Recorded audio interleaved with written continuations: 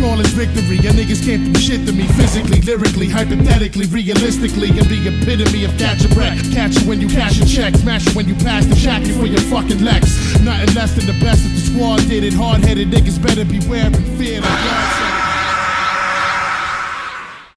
Fellas, I got something different for y'all today. I'm facilitating a community discussion. So here it is. Has someone ever given you the unsolicited opinion that lifting weights isn't tough or doing it doesn't make you tough? I'm responding to a good video from a buddy of mine that I'll link in the description.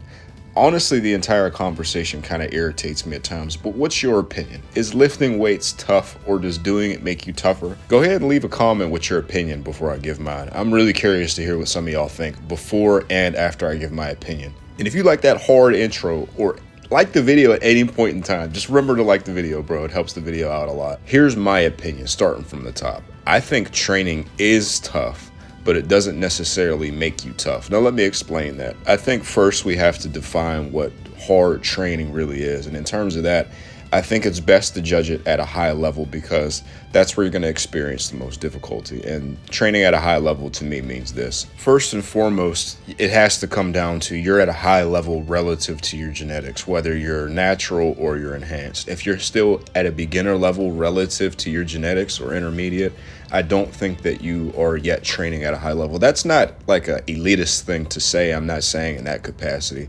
I'm just saying that you have yet to actualize most of your potential. So therefore, you're not going to see a lot of the things that I'm about to mention after this. I also think that you're training at a high level if you faced hard plateaus that require pushing into uncomfortable territory in terms of your diet and your training.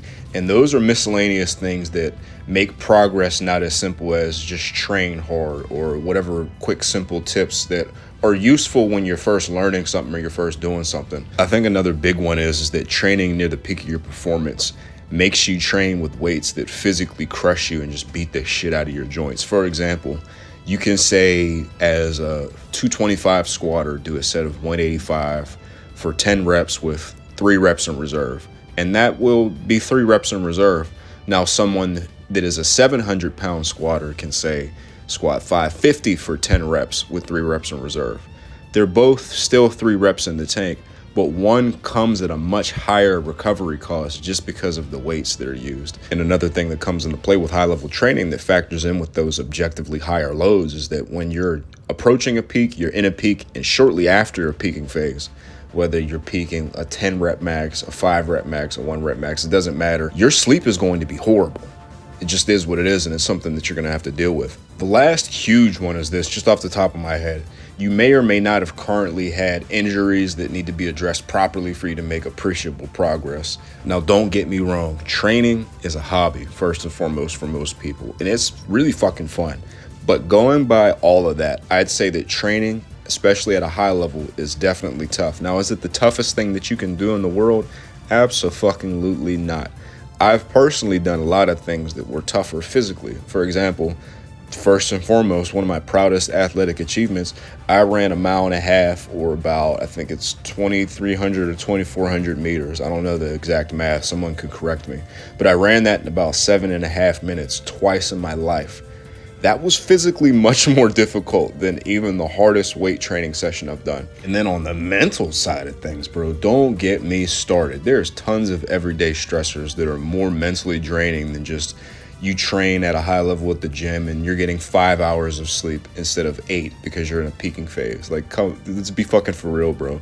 But with training, you do have to expose yourself to a number of things that sap mental and physical energy. And that's definitely not easy either, just because there are things that are harder. If it was the case where it was just this objectively easy thing, absolutely everybody that goes to the gym would be jacked. And obviously that is not the case because the average person that goes to the gym is not jacked. If it was just this easy thing, they'd be able to go in, just do whatever the fuck they want, and then look like Ronnie Coleman. Some people take steroids and then they still have not made a shred of progress since the day that they stepped into the gym. Now, I find that most people love black and white answers, quite frankly. And I also think that people lash out whenever you even suggest that training is hard on any level, because training, like I said, is ultimately a fun hobby. If something is fun, people are going to have a hard time seeing it as tough or something that makes you tougher. Here's what I'm going to ask you to consider if you have that opinion. You know what else are fun hobbies? track and field, boxing, MMA, football. You gonna walk up to James Harrison, this mutant freak, and then say to him, playing football isn't tough, bro. It's a fun hobby. Now, there are some brave souls that would absolutely say that to James Harrison, this super mutant freak. But for most people, most of us, all of those things are seen as traditionally tough, manly, quote unquote, high testosterone activities. But realistically, there's no difference between any of those things: MMA, football, boxing, track and field. The only difference is that they're tougher, but that doesn't make things that are less tough not tough at all. Because then if we accept that logic, everything just becomes a weird circle jerk where you're just this cock measuring contest of, oh, what I like to do is harder than yours, therefore it's tougher, and yours is just not tough at all. I think the only other argument that you could make is that just in general, whether it's boxing, MMA, football, lifting weights, maybe someone would say that physical discomfort doesn't make you tough. Anybody can do that. What makes you tough is blah, blah, blah. For people that have that opinion, I can see where you're coming from, because that doesn't necessarily make you tough. And I'm going to address this at the very last point of mine. But here's some food for thought from someone that was in the military. Here's the thing. The military uses physical training to instill a sense of discipline and to expose people at a small scale level to stress, to problem solving situations and things of that nature, to where you have to be decisive, you have to be resourceful. And those are all very tough traits to have. Take David Goggins, for example.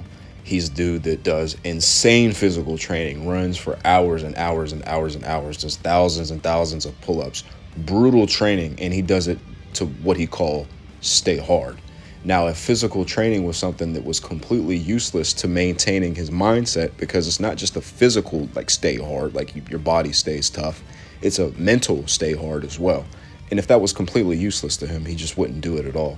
The truth of the matter is that physical training can teach you lessons, but you have to be willing to see them, one, and two, respect them and embody them. At the end of the day, hard shit comes on a scale, but let's not act like just because something is harder than something else means that nothing else is difficult or can be seen as difficult.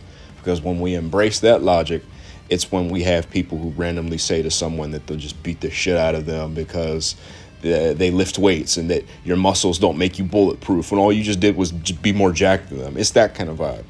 Now, the problem is that I also think that while you can become tougher from training or playing football or being in the military or doing MMA, I don't think any of those things necessarily make you tougher by default.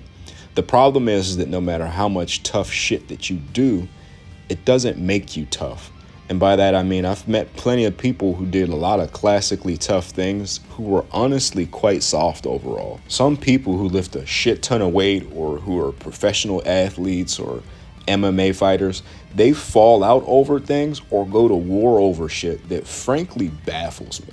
So think in the capacity of lifting weights. Think of your 700-pound sumo deadlifter, roid goblin, broccoli boy douchebag that posts pictures of himself crying on his Instagram story, like literally tears coming out of his eye, crying on his Instagram story, and all because a girl he liked didn't talk to him. They slam mass roids for easy ass gains, and then when they reach their first plateau, they just stop lifting, or they move on to some other hobby where they try to spam shortcuts on that as well. This type of lifter's basic idea of struggle is just what embodies human inconveniences that we all face every day, yet they catastrophize it to this massive thing because they don't truly pay attention to anything that goes on in their life. Brain rot is very real, and it doesn't just come down to the fact that most people nowadays don't have an attention span that's longer than 15 seconds when they're watching a video or watching a TV show, or someone's talking to them and they phase out and it becomes wah, wah, wah, wah, wah, Charlie Brown noise 3 seconds into them talking if there's not Subway Surfers playing in the background. You know what I'm saying? It also comes down to the fact that people go through things in life with very obvious takeaways and then they just don't take anything away from it, which I find to be baffling.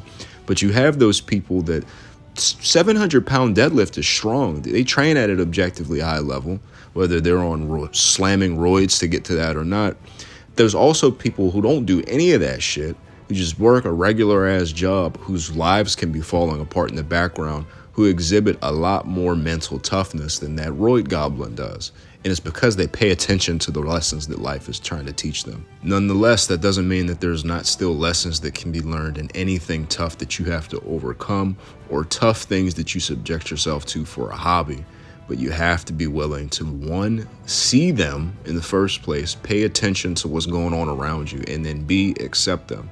Lifting weights comes with discipline. You have to adhere to a schedule. You have to accept mental and physical discomfort at a small scale and understand that just because you feel those things, you still have to come in and get the work done. And yes, it's fun at the end of the day, but it's a small exercise that is a microcosm for something that is much larger. And there are plenty of people that have used lifting weights as a conduit to be good at playing sports or to be good at business or good at anything else in life, because they take those small lessons and apply them at larger and larger scales at a gradient over time. And that's my opinion at the end of the day.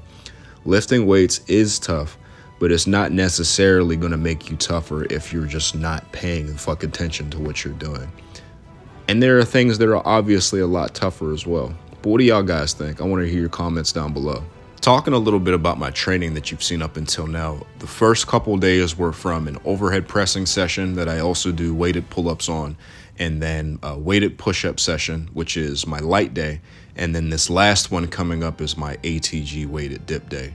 In terms of the overhead press session, that's still my favorite day, I think, overall, especially now that I'm doing weighted pull-ups on them. I have the goal now of hitting a plus 200 pounds added weighted pull-up.